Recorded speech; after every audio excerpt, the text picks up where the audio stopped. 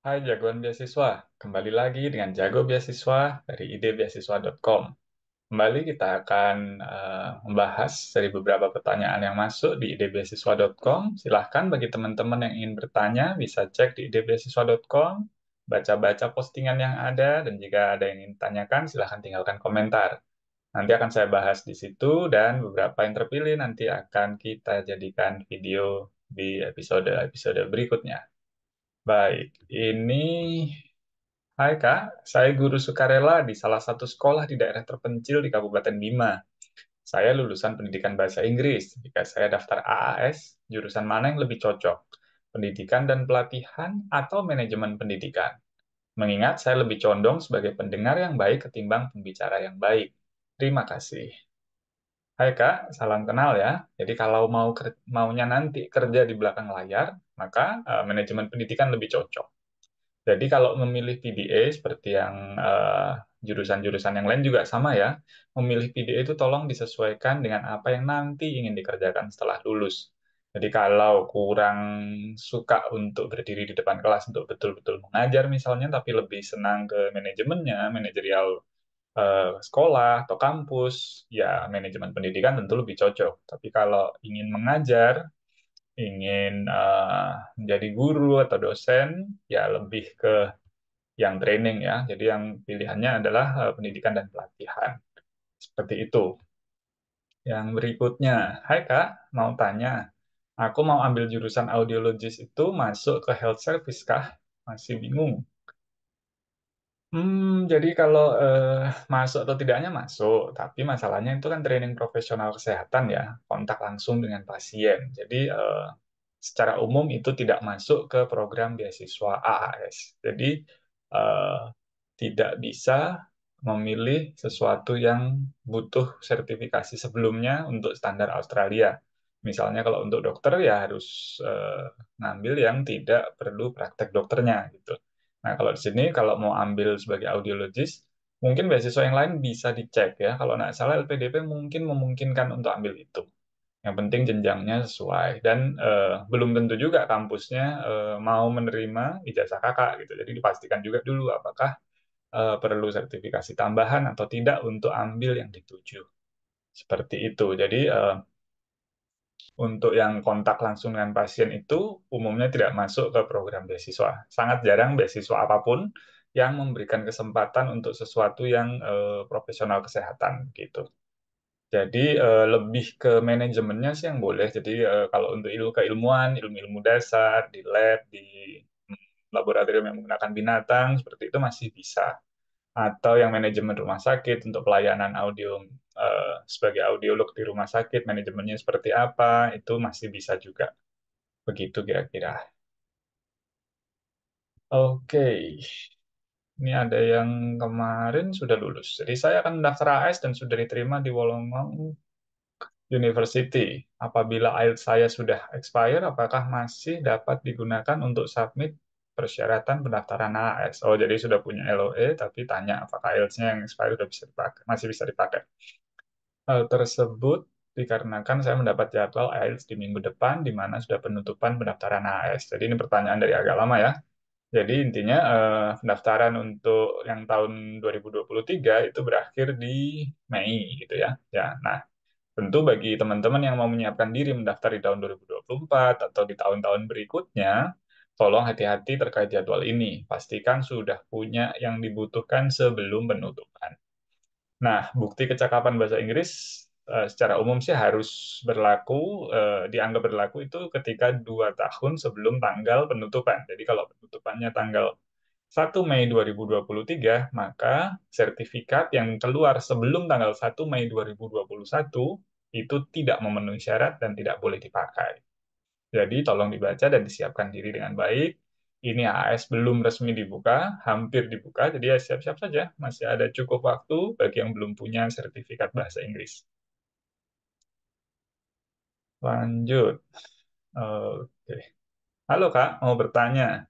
Saat memilih universitas itu kan setelah diterima sebagai awardee AS ya. Nah, berarti biaya pendaftaran kuliah ataupun deposit itu dibayarkan oleh AS ya Kak? Betul sekali. Jadi, eh, tidak harus mencari LOE dengan daftar sendiri. Malah kalau dibaca dengan lebih teliti, tidak disarankan untuk sudah punya LOE. Jadi daftarlah beasiswa khusus HS ya ini ya. Daftarlah beasiswa AAS-nya dulu. Lalu nanti ketika sudah diterima AAS-nya akan diarahkan untuk milih kampus, mendaftar, tentu dengan bantuan dan biaya dari AAS itu sendiri. Jadi dari proses seleksi beasiswa AS ini yang dinilai adalah kemampuan dan potensinya. Untuk yang S3 pun hanya diharapkan sudah punya persetujuan pembimbingan dari calon supervisor, bukan resmi bentuknya LOE, cukup sudah komunikasi, sudah punya calon supervisor, dan itu bisa, bukan bisa ya, sangat disarankan punya itu untuk dilampirkan pada proses pendaftaran jika S3. Nah, nantinya juga dalam tanda kutip belum tentu akan ke kampus tersebut atau dengan profesor tersebut, tapi itu jadi syarat penting bagi yang S3. Kalau untuk yang S2 tidak usah cari LOE dulu, cukup kamu kenali kampus tujuanmu, siapkan dirimu dan mendaftar saja AS-nya. Gitu. Pertanyaan selanjutnya, halo Kak, kalau kita alumni S2 dari luar negeri dan mau lanjut PhD, kita kan udah publish tesis. Apa ada keunggulan dari calon lainnya? Secara di atas kertas, jika mempertimbangkan hanya masalah eh, merit atau prestasi, tentu itu bagus gitu ya. Yang punya prestasi, yang punya publikasi dibandingkan yang tidak punya publikasi, jika sama-sama level ekonominya sama, tingkat kepintaran yang lain sama, tentu akan lebih unggul yang sudah punya publikasi. Dan sebaliknya, jika sama-sama punya publikasi, sama-sama pinter, tapi yang satu secara ekonomi lebih membutuhkan, bisa jadi yang lebih membutuhkan yang akan mendapatkan beasiswa. Jadi tidak ada yang murni betul-betul merit base sebenarnya ya. Jadi pasti kombinasi kedua itu antara merit base dengan need base. Jadi tolong diingat bahwa fokus saja memperbaiki diri, menambah eh, nilai-nilai lebih, baik dari kemampuan akademis, publikasi, juga pengalaman kerja sosial, silahkan ditambah gitu ya.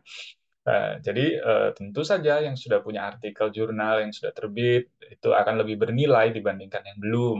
Tapi di AS, bobot terbesar untuk dapat beasiswa S3 itu sudah punya pekerjaan, entah sebagai dosen, peneliti, ataupun pimpinan atau pengambil kebijakan di lembaga pemerintahan. Kalau dosen atau peneliti boleh di lembaga swasta maupun negeri. Dan yang kedua, sudah punya calon promotor dari kampus target. Jadi terlepas dari sudah punya paper atau tidak, kalau dua ini sudah terpenuhi, ya layak untuk mendaftar S3, daftar saja. Toh publikasinya juga nanti hanya menjadi pertimbangan apakah linear atau tidak dengan studi S3-nya, menunjukkan juga, oh pernah publikasi sebagai penulis keberapa, seperti itu. Gitu ya. Jadi halo Kak, saya mau bertanya untuk lulusan S1 Teknik Sipil, apakah boleh lintas jurusan ambil PDE Political Science and Government? Kalau bisa, hal apa yang harus dipersiapkan untuk menunjang S2-nya? Kalau tidak bisa, apakah saya mau bisa apply sastra Inggris karena di PDE tidak ada sastra Inggris? Oke, jadi kakak ini lulusan S1 Teknik Sipil, pinginnya S2, dalam hal ini kalau AS berarti PDE ya topiknya. Kalau yang pertama adalah Political Science and Government, yang kedua adalah Sastra Inggris. Menarik. Jadi kita harus lihat dulu jauh ke depan. Fokusnya apa gitu. Jadi mau melakukan apa nanti ketika sudah lulus. Baru dipilih PDE-nya. Dicocokin juga gitu dengan pengalaman kerja, pengalaman pendidikan ke PDE itu. Jadi kalau ditanya boleh atau tidak, boleh. Bisa diterima atau tidak? Ya mungkin bisa, tergantung perjuangannya untuk bagaimana membuat cerita yang runut. Bagaimana seorang lulusan teknik sipil ingin membantu nanti bekerja di bidang political science and government. Bisa bawa mungkin tentang infrastruktur di situ. Tapi kalau yang ke sastra Inggris malah saya agak bingung nyambungkannya kemana. Jadi dari S1 Teknik Sipil bagaimana ceritanya nanti bisa S2 Sastra Inggris. Ya itu tugas si mahasiswa ya. Tugas jagoan beasiswa sekalian mau menempatkan diri, memproyeksikan diri seperti apa. Jadi PDE-nya satu aja, fokus dalam tanda kutip bebas. Yang penting ya ceritanya masuk akal, sehingga pembacanya, dalam hal ini penyeleksi, nanti akan tertarik, oh ya ini anak potensial untuk menduduki posisi itu nanti. Nah, kayak gitu kira-kiranya. Jadi tidak ada boleh atau tidak sebenarnya ya, gitu. Pertanyaan terakhir. Permisi Kak, saya dan teman-teman kemarin upload sertifikat TOEFL-nya saja, tidak sama score report yang kertas kecil itu. Kira-kira bakal diterima nggak ya? Aduh, jadi overthinking.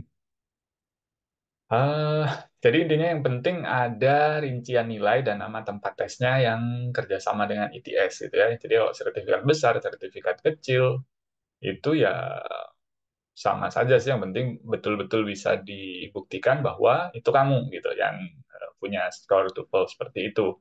Jadi yang penting dari rincian nilainya, terus ada tes centernya udah cukup sih sebenarnya gitu. Jadi siapkan ya dibaca baik-baik, atau kalau misalnya ketika habis tes TOEFL dapat beberapa lembar yang mungkin ragu mau submit yang mana, ya sudah dilampirkan semuanya aja. Bisa digabung filenya dan teknik-teknik yang lain supaya tidak overthinking. Oke? Ya, silakan tinggalkan komentar di video ini atau di idebeasiswa.com. Jangan lupa subscribe dan like video ini ya. Terima kasih banyak. Semoga sukses menjadi jagoan beasiswa bersama idebeasiswa.com. Terima kasih.